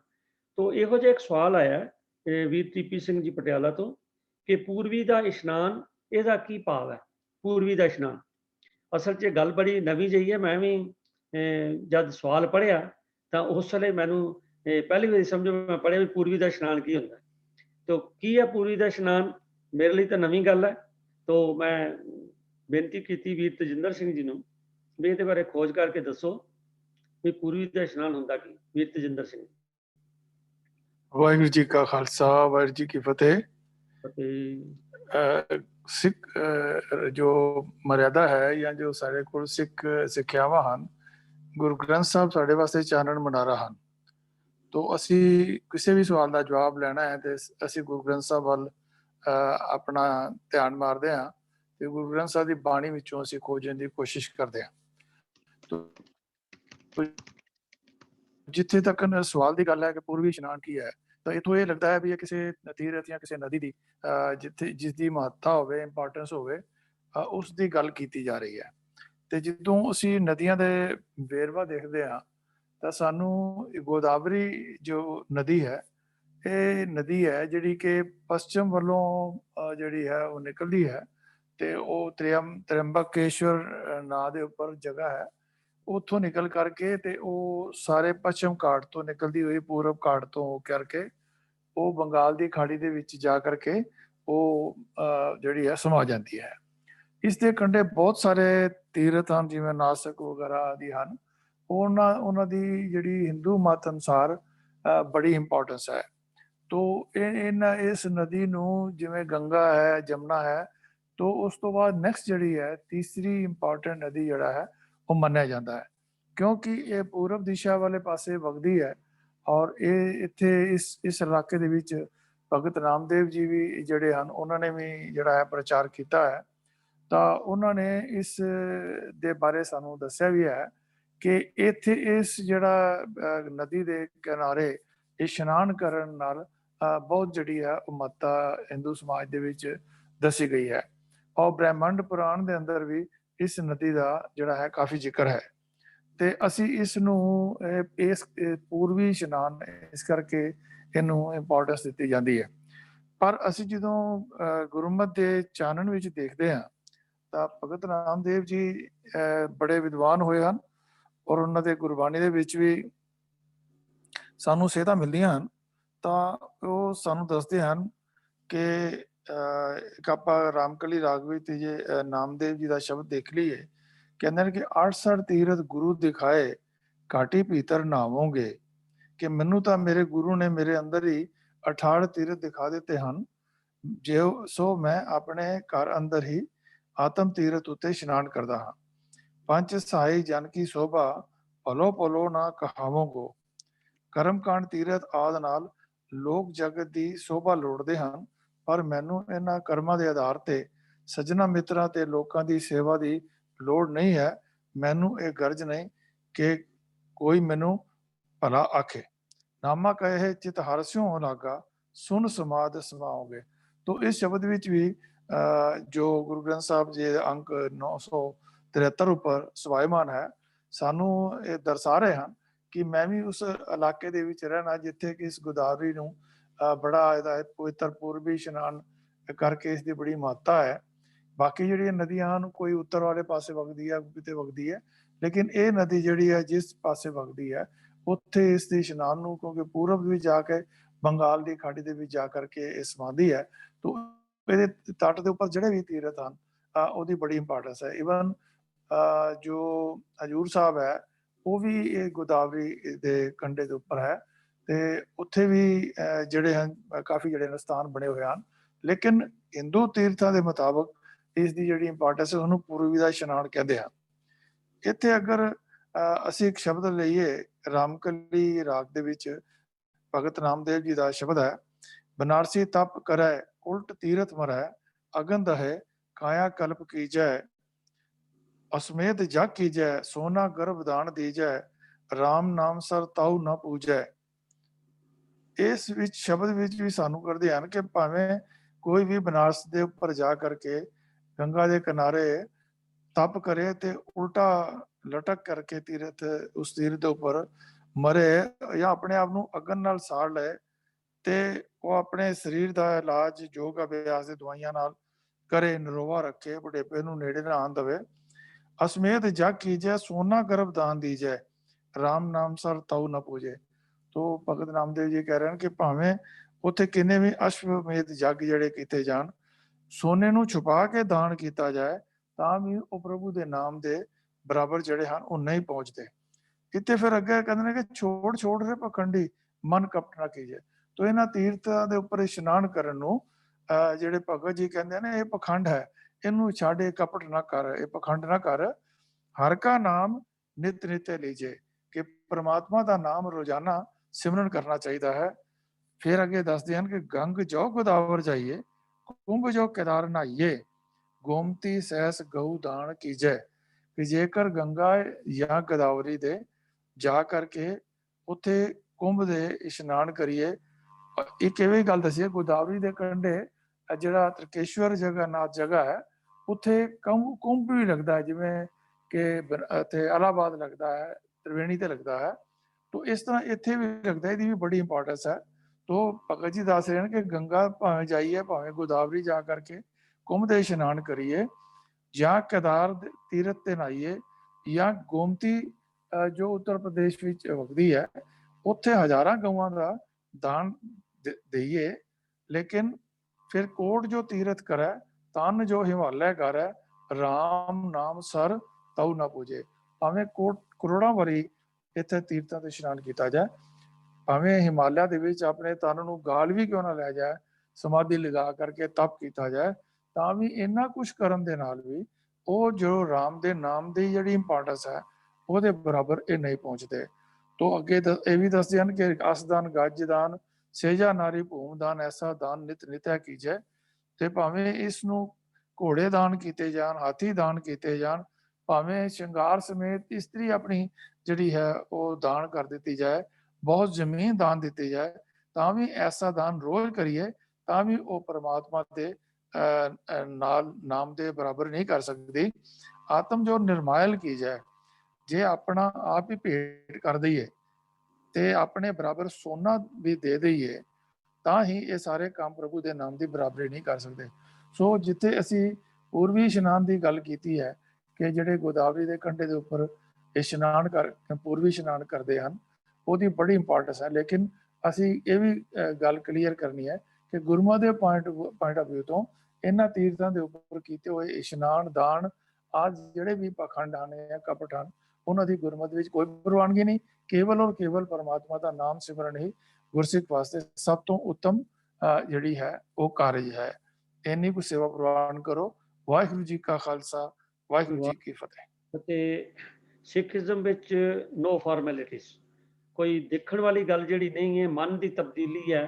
ਤੋ ਸਾਰਾ ਗੱਲ ਜਿਹੜਾ ਉਹਦੇ ਤੇ ਵੀਰ ਜੀ ਨੇ ਬੜੇ ਡਿਟੇਲ ਵਿੱਚ ਔਰ ਬਹੁਤ ਸਾਰੀਆਂ ਐਗਜ਼ਾਮਪਲਸ ਦੇ ਕੇ ਦੱਸਿਆ ਕਿ ਕਿਸੇ ਪਰਟੀਕੂਲਰ, ਜਿਵੇਂ ਪਹਿਲੇ ਬੇਨਤੀ ਕੀਤੀ ਹੈ ਵੀ ਕਈ ਵਾਰੀ ਆਲੇ ਦੁਆਲੇ ਵੱਲ ਦੇਖ ਕੇ ਸਾਡੇ ਮਨ ਤੇ ਪ੍ਰਭਾਵ ਆ ਜਾਂਦਾ। ਦੂਜੇ ਮਤ ਵਿੱਚ ਹੋਏਗਾ ਪੂਰਵੀ ਦਾ ਇਸ਼ਨਾਨ ਜਾਂ ਕੋਈ ਹੋਰ ਪੱਛਮੀ ਦਾ ਇਸ਼ਨਾਨ, ਪਰੰਤੂ ਸਾਡੇ ਮਤ ਵਿੱਚ ਭਾਵ ਗੁਰੂ ਨਾਨਕ ਸਾਹਿਬ ਜਿਹੜੇ ਗੁਰੂ ਗ੍ਰੰਥ ਸਾਹਿਬ ਜੀ ਨੂੰ ਮੰਨਣ ਵਾਲੇ ਨੇ, ਗੁਰੂ ਨਾਨਕ ਨਾਮ ਲੇਵਾ, ਉਹਨਾਂ ਲਈ ਇਹੋ ਜਿਹੇ ਸਪੈਸ਼ਲ ਤੌਰ ਤੇ ਕੇਵਲ ਇਸ਼ਨਾਨ ਕਰਨ ਲਈ ਜਾਣਾ ਕੋਈ ਮਹੱਤਵ ਨਹੀਂ ਹੈ। ਬੜੇ ਹੋਰ ਸ਼ਬਦ ਨੇ, ਸਾਡੇ ਕੋਲ ਸਵਾਲ ਵੀ ਹੋਰ ਆਏ ਨੇ ਇਹਦੇ ਸੰਬੰਧ ਵਿੱਚ, ਉਹ ਵੀ ਜਿਸ ਸਮਾਂ ਹੋਏਗਾ ਤੇ ਉਹ ਆਪਾਂ ਕਰਾਂਗੇ, ਨਹੀਂ ਤੇ ਅਗਲੇ ਹਫਤੇ ਕਰਾਂਗੇ।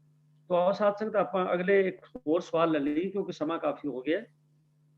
तो एक सवाल हो सकता है, ਉਹ ਸਾਡਾ ਸਵਾਲ ਇਹ ਆਇਆ ਜੀ ਜੋਗਿੰਦਰ ਕੌਰ ਜੀ ਵੱਲੋਂ ਕਿ ਦੀਵਾਨ ਦੀ ਸਮਾਪਤੀ ਉਪਰੰਤ ਆਨੰਦ ਸਾਹਿਬ ਦੀਆਂ ਪਹਿਲੀਆਂ 5 ਪੌੜੀਆਂ ਤੇ ਅਖੀਰਲੀ ਭਾਵ 40ਵੀਂ ਪੌੜੀ ਜਿਹੜੀ ਉਹ ਪੜ੍ਹੀ ਜਾਂਦੀ ਹੈ ਵਿੱਚੋਂ ਛੱਡ ਦਿੱਤੀਆਂ ਜਾਂਦੀਆਂ ਨੇ, ਇਹ ਕਿਉਂ ਹੈ? ਤੇ ਨਾਲ ਹੀ ਉਹਨਾਂ ਨੇ ਇਹਦਾ ਦੂਸਰਾ ਜਿਹੜਾ ਭਾਗ ਹੈ ਕਿ ਪ੍ਰਥਾ ਕਦੋਂ ਤੋਂ ਸ਼ੁਰੂ ਹੋਈ। तो ਇਹਦੇ ਲਈ ਮੈਂ ਬੇਨਤੀ ਕਰ ਰਿਹਾ ਸਤਜੀਤ ਸਿੰਘ ਜੀ ਨੂੰ ਬਈ ਉਹ ਸਾਡੇ ਕੋਲ ਤਕਰੀਬਨ 5-7 ਮਿੰਟ ਹੈਗੇ ਨੇ, ਸੰਖੇਪ ਵਿੱਚ ਇਹਦਾ ਉੱਤਰ ਦੇ ਦੇਣ ਜੀ। ਸਤਜੀਤ ਸਿੰਘ। ਹਾਂਜੀ, ਵਾਹਿਗੁਰੂ ਜੀ ਕਾ ਖਾਲਸਾ, ਵਾਹਿਗੁਰੂ ਜੀ ਕੀ ਫਤਿਹ ਵਾਹਿਗੁਰੂ ਜੀ ਜੀ। ਕੀ ਫਤਿਹ। ਜੀ ਜੀ, ਆਨੰਦ ਸਾਹਿਬ ਦੀ ਬਾਣੀ ਗੁਰੂ ਅਰਜਨ ਅਮਰਦਾਸ ਜੀ ਨੇ ਆਪਣੇ ਪੋਤਰੇ ਆਨੰਦ ਜੀ ਦੇ ਜਨਮ ਵੇਲੇ ਉਚਾਰੀ ਸੀ। ਬਾਬਾ ਆਨੰਦ ਜੀ ਮੋਹਰੀ ਜੀ ਦੇ ਪੁੱਤਰ ਸਨ। ਇਸ ਬਾਣੀ ਵਿੱਚ ਆਨੰਦ ਦੀ ਵਿਆਖਿਆ ਕੀਤੀ ਗਈ ਹੈ। ਇਸ ਵਿੱਚ ਆਨੰਦ ਪ੍ਰਾਪਤੀ ਦੇ ਗੁੱਝੇ ਭੇਦ ਦੱਸੇ ਗਏ ਹਨ। ਦੁਨਿਆਵੀ ਸੁੱਖ, ਲੋਕਾਂ ਦੀ ਵਾਹ-ਵਾਹ ਅਤੇ ਸੁੰਦਰ ਪਦਾਰਥਾਂ ਦੇ ਭੋਗ ਆਨੰਦ ਦੇ ਪ੍ਰਤੀਕ ਨਹੀਂ ਹਨ। ਜਦੋਂ ਤੱਕ ਇਹਨਾਂ ਪਦਾਰਥਾਂ ਦੀ ਜੀਵ ਨੂੰ ਭੁੱਖ ਹੈ, ਆਨੰਦ ਨਹੀਂ ਆ ਸਕਦਾ। ਆਨੰਦ ਦੀ ਪ੍ਰਾਪਤੀ ਪ੍ਰਭੂ ਦੀ ਹਰ ਸਮੇਂ ਯਾਦ ਹੈ। ਸਿਮਰਨ ਨਾਲ ਹੀ ਮਨ ਮੌਲਦਾ ਹੈ। ਬਸੰਤ ਰੁੱਤ ਬਾਅਦ ਅੰਤਰਾਤਮਿਕ ਖੇੜਾ ਅਤੇ ਸੁਗੰਧੀ ਮਹਿਕ ਉੱਠਦੀ ਹੈ। ਜਦੋਂ ਤੱਕ ਜੀਵ ਕਾਮ, ਕ੍ਰੋਧ, ਲੋਭ, ਮੋਹ, ਹੰਕਾਰ, ਨਿੰਦਿਆ, ਈਰਖਾ ਵਿੱਚ ਫਸਿਆ ਰਹਿੰਦਾ ਹੈ, ਆਨੰਦ ਆ ਹੀ ਨਹੀਂ ਸਕਦਾ। ਆਨੰਦ ਸਹਿਜ ਅਵਸਥਾ ਦਾ ਨਾਮ ਹੈ, ਜਿੱਥੇ ਦੁੱਖ ਸੁੱਖ, ਮਾਨ ਅਪਮਾਨ ਸਭ ਬਰਾਬਰ ਹਨ। ਨਾ ਕੋ ਬੈਰੀ ਨਹੀਂ ਬਗਾਨਾ, ਸਗਲ ਸੰਗ ਹਮਕੋ ਮਨਾਈ। ਅੰਕ ਨੰਬਰ 21 ਰਹਿਤ ਮਰਿਆਦਾ ਦੇ ਵਿੱਚ ਆਨੰਦ ਸਾਹਿਬ ਦੀਆਂ 6 ਪੌੜੀਆਂ ਦਾ ਪਾਠ ਕਰਨ ਬਾਰੇ ਇਸ ਤਰ੍ਹਾਂ ਲਿਖਿਆ। ਆਨੰਦ ਸਾਹਿਬ ਦੀਆਂ ਪਹਿਲੀਆਂ 5 ਪੌੜੀਆਂ ਅਤੇ ਅੰਤਲੀ 1 ਪੌੜੀ ਪੜ੍ਹਨ ਦਾ ਸਾਨੂੰ ਹੁਕਮ ਹੈ। ਤੇ ਸਧਾਰਨ ਪਾਠ ਜਾਂ ਅਖੰਡ ਪਾਠ ਆਰੰਭ ਕਰਨ ਸਮੇਂ ਆਨੰਦ ਸਾਹਿਬ ਦੀਆਂ 6 ਪੌੜੀਆਂ ਦਾ ਪਾਠ ਕਰਕੇ, ਅਰਦਾਸਾ ਕਰਕੇ, ਹੁਕਮ ਲੈ ਕੇ ਪਾਠ ਆਰੰਭ ਕੀਤਾ ਜਾਵੇ। ਇਸੇ ਤਰ੍ਹਾਂ ਭੋਗ ਵੇਲੇ ਆਨੰਦ ਸਾਹਿਬ ਦੀਆਂ 6 ਪੌੜੀਆਂ ਦਾ ਪਾਠ ਕਰਕੇ ਭੋਗ ਦਾ ਅਰਦਾਸਾ ਕੀਤਾ ਜਾਵੇ ਅਤੇ ਹੁਕਮ ਲੈ ਕੇ ਕੜਾ ਪ੍ਰਸਾਦ ਵਰਤਾਇਆ ਜਾਵੇ। ਇਸੇ ਤਰ੍ਹਾਂ ਜਨਮ ਤੇ ਨਾਮ ਸੰਸਕਾਰ, ਆਨੰਦ ਸੰਸਕਾਰ, ਮ੍ਰਿਤਕ ਸੰਸਕਾਰ ਅਤੇ ਅੰਮ੍ਰਿਤ ਸੰਸਕਾਰ ਵੇਲੇ ਵੀ ਆਨੰਦ ਸਾਹਿਬ ਦੀਆਂ ਪਹਿਲੀਆਂ 5 ਪੌੜੀਆਂ ਅਤੇ ਅੰਤਲੀ 1 ਪੌੜੀ ਦਾ ਪਾਠ ਕਰਨ ਦਾ ਹੁਕਮ ਹੈ। ਦੀਵਾਨ ਦੀ ਸਮਾਪਤੀ ਤੋਂ ਬਾਅਦ ਵੀ ਇਹੀ ਮਰਿਆਦਾ ਹੈ। ਜੇਕਰ ਅਸੀਂ ਇੱਕ ਮਰਿਆਦਾ ਵਿੱਚ ਰਹਾਂਗੇ ਤਾਂ ਆਪਸੀ ਪਿਆਰ ਵਧੇਗਾ, ਈਰਖਾ ਨਿੰਦਿਆ ਖਤਮ ਹੋਵੇਗੀ, ਕੌਮ ਚੜ੍ਹਦੀ ਕਲਾ ਵਿੱਚ ਰਹੇਗੀ। ਇਸ ਲਈ ਹਰ ਇੱਕ ਸਿੱਖ ਦਾ ਫਰਜ਼ ਹੈ ਕਿ ਉਹ ਗੁਰਬਾਣੀ ਅਤੇ ਰਹਿਤ ਮਰਿਆਦਾ ਉੱਪਰ ਅਮਲ ਕਰੇ। ਆਨੰਦ ਸਾਹਿਬ ਦਾ ਪਾਠ ਗੁਰੂ ਅਮਰਦਾਸ ਜੀ ਤੋਂ ਬਾਅਦ ਹੀ ਸ਼ੁਰੂ ਹੋਇਆ ਹੈ। ਕਿਹੜੀ ਤਰੀਕ ਸੀ, ਕਿਹੜਾ ਦਿਨ ਸੀ, ਇਸ ਬਾਰੇ ਤਾਂ ਕੁਝ ਨਹੀਂ ਕਿਹਾ ਜਾ ਸਕਦਾ। ਪਿਤਾ ਕਾ ਜਨਮ ਕੇ ਜਾਣੇ ਪੂਤ। ਇਸ ਤੋਂ ਵੱਧ ਕਿਸੇ ਹੋਰ ਵੀਰ ਜੀ ਨੇ ਹੋਰ ਵਾਧਾ ਕਰਨਾ ਹੋਵੇ ਤਾਂ ਜੀ ਆਇਆਂ ਨੂੰ। ਵਾਹਿਗੁਰੂ ਜੀ ਕਾ ਖਾਲਸਾ, ਵਾਹਿਗੁਰੂ ਜੀ ਕੀ ਫਤਿਹ। ਫਤਿਹਪਾਲ ਸਿੰਘ ਜੀ, ਹੁਣ ਸਮਾਂ ਕਮ ਹੈ, ਘੱਟ ਹੈ, ਤਾਂ ਇਸ ਸਵਾਲ ਬਾਰੇ ਕੁਝ ਹੋਰ ਵੀ ਕੁਐਰੀਜ਼ ਨੇ ਤੇ ਉਹ ਆਪਾਂ ਅਗਲੇ ਹਫਤੇ ਜ਼ਰੂਰ ਕਰਨ ਦੀ ਕੋਸ਼ਿਸ਼ ਕਰਾਂਗੇ ਜੀ। ਤੋ ਧੰਨਵਾਦ ਵੀਰ ਜੀ ਆਪ ਜੀ ਦਾ। ਤੋ ਸਾਧ ਸੰਗਤ ਮੈਂ ਬੇਨਤੀ ਕਰਦੇ ਹਾਂ ਕਿ ਸਵਾਲ ਤਾਂ ਸਾਡੇ ਕੋਲ ਹੋਰ ਹਨ ਪਰ ਸਮਾਂ ਨਹੀਂ ਹੈ। ਤੋ ਇਸ ਕਰਕੇ ਉਹ ਜਿਹੜੇ ਸਵਾਲ ਰਹਿ ਗਏ ਨੇ ਉਹ ਕੋਸ਼ਿਸ਼ ਕੀਤੀ ਜਾਏਗੀ ਵੀ ਅਗਲੇ ਹਫਤੇ ਆਪਾਂ ਉਹਨਾਂ ਨੂੰ ਪਹਿਲ ਦੇ ਆਧਾਰ ਤੇ ਕਰਾਂਗੇ। ਜਿਨ੍ਹਾਂ ਦੇ ਸਵਾਲ ਨੇ ਮੈਂ ਉਹਨਾਂ ਪਾਸੋਂ ਖਿਮਾ ਮੰਗਦਾ। ਤੋ ਅੱਜ ਇੱਕ ਨਵੀਂ ਆਈਡੀ ਜਿਹੜੀ ਦਿਸ ਰਹੀ ਹੈ ਜੀ, ਉਹ ਹੈ ਚਮਨਪ੍ਰੀਤ ਕੌਰ। ਤੋ ਜਿਨ੍ਹਾਂ ਦੀ ਚਮਨਪ੍ਰੀਤ ਕੌਰ ਆਈਡੀ ਹੈ ਉਹ ਆਪਣੇ ਆਪ ਨੂੰ ਅਨਮਿਊਟ ਕਰਕੇ ਸੰਗਤ ਨਾਲ ਫਤਿਹ ਸਾਂਝੀ ਕਰ ਲੈਣੀ।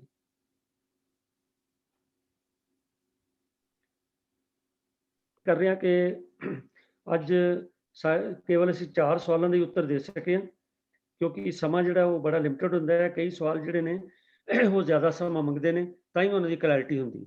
ਤੋ ਜਿਹੜੇ ਮੈਂ ਜਿਸ ਤਰ੍ਹਾਂ ਪਹਿਲੇ ਬੇਨਤੀ ਕੀਤੀ, ਜਿਹੜੇ ਸਵਾਲ ਰਹਿ ਗਏ ਨੇ ਮੈਂ ਉਹਨਾਂ ਪਾਸੋਂ ਖਿਮਾ ਮੰਗਦਾ। ਔਰ ਅੱਜ ਦੀ ਇਹ ਸੇਵਾ ਨਿਭਾਉਂਦਿਆਂ ਮੇਰੇ ਵੀਰਾਂ ਪਾਸੋਂ ਕਿਸੇ ਕਿਸਮ ਦੀ ਕੋਈ ਮਤਲਬ ਵਾਧ ਘੱਟ ਹੋ ਗਈ, ਉਹਦੀ ਖਿਮਾ ਮੰਗਦੇ ਆ ਜੀ। ਔਰ ਜਿਸ ਤਰ੍ਹਾਂ ਹਮੇਸ਼ਾ ਕਹੀਦਾ ਕਿ ਜੋ ਕੁਝ ਕਿਹਾ ਇਟਸ ਨਾਟ ਫਾਈਨਲ, ਇਹ ਤਾਂ ਮਤਲਬ ਵੀ ਬਾਣੀ ਅਗਾਧ ਬੋਧ ਹੈ ਔਰ ਇਹ ਜਿਹੜੇ ਡਿਸਕਸ਼ਨਸ ਨੇ ਚਲਦੀਆਂ ਰਹਿਣੀਆਂ ਨੇ। ਔਰ ਇਹੋ ਜਿਹੇ ਸਵਾਲ ਆਣੇ ਜਿਹੜੇ ਨੇ ਇਹ ਬੜੇ ਹੈਲਦੀ ਸਪਿਰਿਟ ਆਣੇ ਚਾਹੀਦੇ ਨੇ ਸਵਾਲ। ਤੋ ਆਪ ਸਭ ਨੂੰ ਬੇਨਤੀ ਹੈ ਕਿ ਜਦ ਵੀ ਤੁਹਾਡੇ ਮਨ 'ਚ ਕੋਈ ਸਵਾਲ ਆਉਂਦਾ ਉਹ ਕਿਰਪਾ ਕਰਕੇ ਤੁਸੀਂ ਉਹ ਉਸੇ ਵੇਲੇ ਸਾਨੂੰ ਭੇਜ ਦਿਆ ਕਰੋ, ਤਾਂ ਜੇ ਸਾਡੇ ਪੈਨਲ ਮੈਂਬਰਸ ਨੂੰ ਜਿਤਨਾ ਸਮਾਂ ਮਿਲ ਸਕੇ ਉਹਨੂੰ ਉਹਦੇ ਬਾਰੇ ਖੋਜ ਕਰਕੇ ਆਉਣ ਵਾਲੇ ਜਿਹੜਾ ਨੈਕਸਟ ਮੰਡੇ ਹੋਵੇ ਉੱਥੇ ਆਪ ਜੀ ਨਾਲ ਵਿਚਾਰ ਜਿਹੜੇ ਨੇ ਉਹ ਸਾਂਝੇ ਕੀਤੇ ਜਾ ਸਕਣ। ਤੋ ਆਪ ਸਭ ਦਾ ਧੰਨਵਾਦ ਕਰਦਾ ਹੋਇਆ ਆਪ ਜੀ ਨੂੰ ਫਤਿਹ ਸਾਂਝੀ ਕਰਦਾ ਜੀ। ਵਾਹਿਗੁਰੂ ਜੀ ਕਾ ਖਾਲਸਾ, ਵਾਹਿਗੁਰੂ ਜੀ ਕੀ ਫਤਿਹ।